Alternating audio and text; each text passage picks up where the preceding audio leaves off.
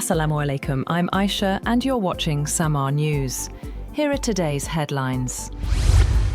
Iranian forces have explored options for striking US military assets in Europe if President Donald Trump orders a renewed escalation against Tehran. According to a Financial Times report, the contingency plans include potential targets in Bulgaria and Cyprus and efforts to disrupt subsea communications cables in the Strait of Hormuz. The reported planning reflects growing concern in Tehran that the conflict could expand beyond the Middle East. The Pentagon is evaluating the future of the US military footprint in the Middle East as the Iran war raises fresh questions about the safety and sustainability of American bases in the region. The review could eventually reshape where US troops and military assets are stationed, particularly across the Persian Gulf. The Defense Department is examining whether the United States should pull back troops from the Persian Gulf, where major American military facilities have come under repeated Iranian attacks.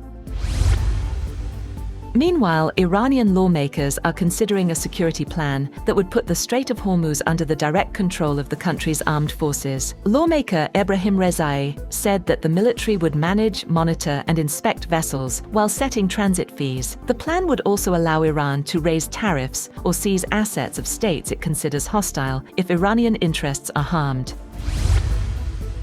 Furthermore, Iran has rejected the idea of another temporary ceasefire with the United States, insisting instead on a permanent end to the nearly 6-month war. Speaking to Iranian television, Foreign Minister Araghchi said Iran had told mediators that Tehran would not accept a ceasefire that merely pauses the fighting. He specifically praised Qatar and Pakistan for their mediation efforts, saying both countries had played a very important role and that Iran's relationship with them was currently at a very good stage.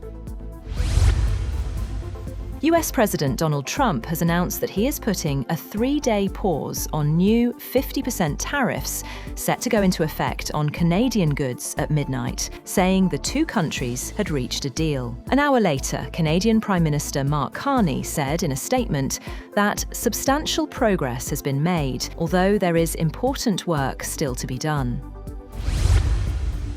At least 9 Palestinians have been killed in an Israeli airstrike on a police station in Gaza City. At least 15 others were wounded in the attack, with police sources saying that several officers, including senior personnel, were among the dead. The strike comes 2 days after US envoy Jared Kushner left the region without progress on Donald Trump's plan to end the Gaza war. At least 21 people have died and 4 others injured in a head-on collision between a bus and a truck in the BR-373 highway in Brazil's southern state of Paraná. The road operator said all the fatal victims were on the bus. According to the towed operator, the road was completely blocked, with no estimated time for it to be cleared. Local media reported that the bus involved in the accident belonged to the Imbituva Municipal Health Department. Former Ukrainian Defense Minister Mikhailo Fedorov has called for presidential elections to be held despite the ongoing war with Russia, posing a fresh challenge to President Volodymyr Zelensky's leadership.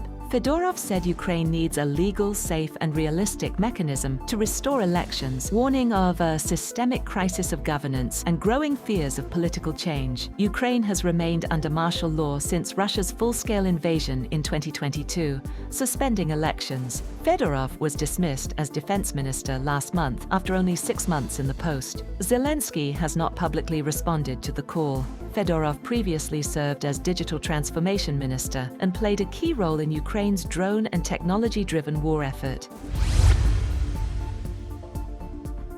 China urges countries to respect digital sovereignty and avoid taking sides in the global artificial intelligence race, after reports that the United States plans to pressure nations to choose between competing US and Chinese AI frameworks. Foreign Ministry spokesperson Lin Jian said China opposes bloc confrontation on AI and called for international cooperation to build a fair global AI governance system. The remarks came after Reuters reported that Washington is preparing to warn countries they could be excluded from a US-led AI coalition if they also join China's competing framework.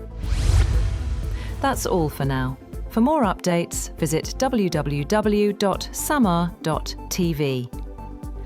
Thank you for watching SAMAA News.